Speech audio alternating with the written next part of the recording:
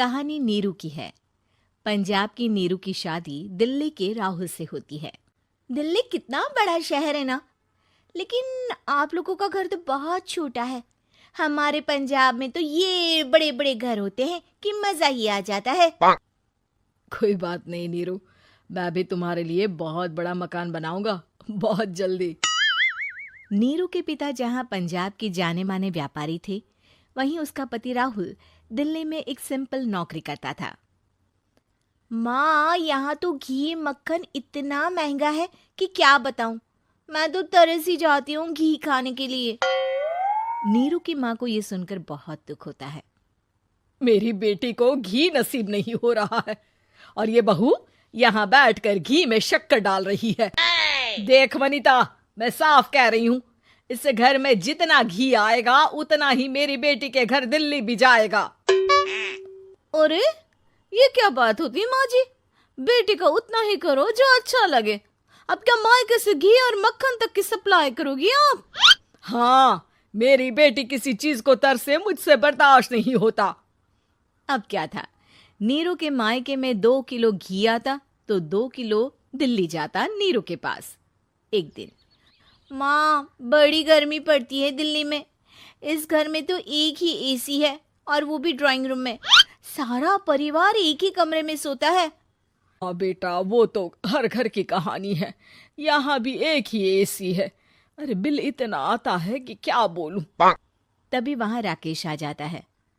माँ, थोड़ी देर में यहाँ कुछ प्लम्बर आएंगे मेरे कमरे में एसी लगाने। जरा ध्यान से लगवा देना ना माँ। ओए, ऐसे कैसे तेरे कमरे में एसी लगेगा? हाँ राकेश, एक बार बात तो कर लेता।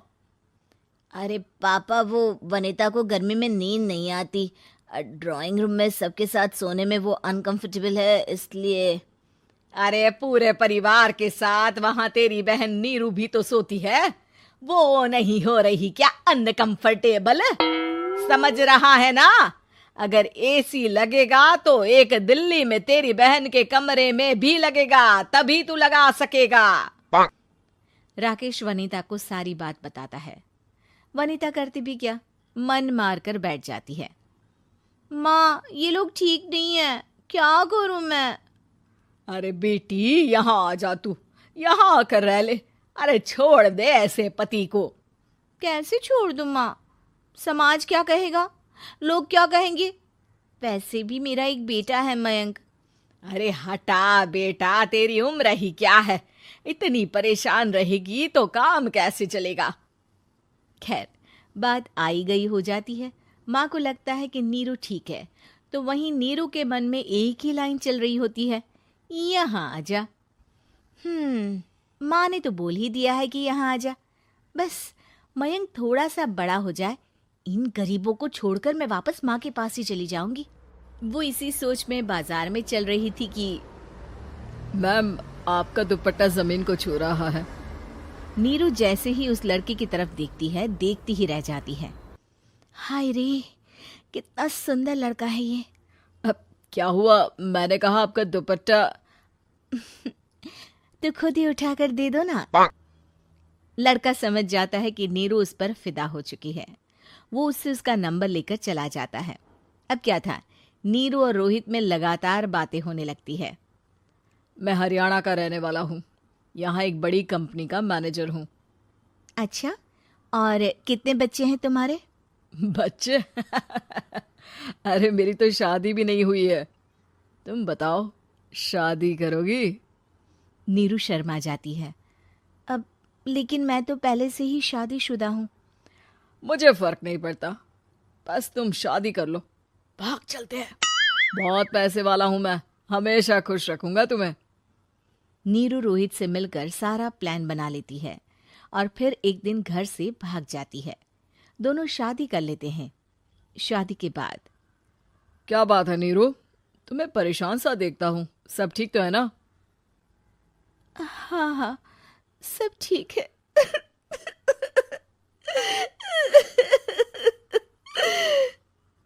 ये कहते कहते ही वो रोने लगती है। अरे क्या हो गया, रो क्यों रही हो? मैंने तुमसे एक बात छुपाई है। और वही बात अब मुझे परेशान कर रही है। रोहित, मेरा एक बेटा भी है, उसका नाम मयंक है। क्या बात कर रही हो? ये तुमने मुझे पहले क्यों नहीं बताया? देखो नीरू, मेरी माँ को मैंने ये नहीं बताया है कि तुम शादीशुदा हो। बच्चा मैं मैनेज नहीं कर पाऊंगा।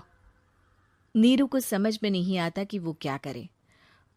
तुम उस बच्चे को अपनी माँ को क्यों नहीं दे देती? नीरू चुपके से माँ को फोन करती है। माँ, क्या मयंक को तुम रख सकती हो? बेटा, मैं राकेश के साथ बात करती हूँ। आखिर घर का बेटा वही है, जो वो बोलेगा। वैसे भी बेटा, तूने जो किया है ना, उसके बाद से पूरा घर तेरी बुराई कर रहा है। मैं भी अब किसी से तेरे लिए लड़ नहीं सकती। राकेश बेटा, नीरू ने तो जो किया बहुत ही बुरा किया, लेकिन मैं सोच रही थी कि क्यों ना मयंक को हम यहाँ ले आए। तभी वनीता बोल पड़ती है। वाह जी, ऐसे कैसे यहाँ ले आए? यहाँ क्या भंडारा भरा है? और जिस बच्चे की माँ ने नहीं सोचा, उसके लिए हम क्यों सोचे? नीरू को एक बार तो अपने बच्चे के बारे में सोचना चाहिए था ना। अरे लेकिन तेरे पास भी तो लड़का नहीं है ना वनीता। माँ, वनीता ठीक बोल रही है। कल को वो बड़ा होकर इसी घर का हिस्सा मांगेगा तो हम क्या करेंगे? माँ कहती भी तो क्या, वो चुप रह जाती है। वहीं नीरू का पहला पति कहता है। माँ, अगर आज भी वो वापस आ जाए तो मैं उसे माफ कर दूंगा। बेटा, गरीबी चीज ही ऐसी है, क्या करेगा? तू तो अब मयंक का सोच। वो बेचारा तो बिना माँ का हो गया। मयंक के खातिर तू दूसरी शादी कर ले बेटा। लोगों के लाख समझाने के बाद नीरू के पहले पति की शादी रिद्धि से हो जाती है, जिसके पहले पति से 2 बच्चे होते हैं। देखो जी, मैंने शादी सिर्फ बच्चे के खातिर की है। मैंने भी शादी सिर्फ बच्चों के खातिर की है। वहीं नीरू के दूसरे पति के मन में ये बात घर कर जाती है कि नीरू एक मासूम बच्चे को उसके खातिर छोड़ कर आई है। अब देखो नीरू, मुझे लगता है कि जो औरत अपनी कोख का बच्चा छोड़ सकती है, वो तो कुछ भी कर सकती है। कल को तुम्हें मुझसे अच्छा कोई मिल गया तो तुम तो मुझे भी बाय बाय कर दोगी ना। नीरू को अब उसका दूसरा पति ताने देना शुरू कर देता है। तंग आकर नीरू उसके यहाँ से भागकर अपने पहले पति के पास चली जाती है, लेकिन ससुराल में क्या लेने आई है नीरू, मयंक को? नहीं नहीं सासू माँ, मुझसे गलती हो गई, मुझे माफ कर दीजिए। नीरू, अब वक्त खत्म हो गया है, मेरी शादी हो चुकी है। तो छोड़ दो ना उसे, हमारा बच्चा है। मैं आपको अपनी माँ नहीं मानता, मेरी नहीं मान तो बात अच्छी है। नीरू मयंक की बात सुनकर समझ जाती है कि उसके पास अब ना आसमान रहा ना ही जमीन।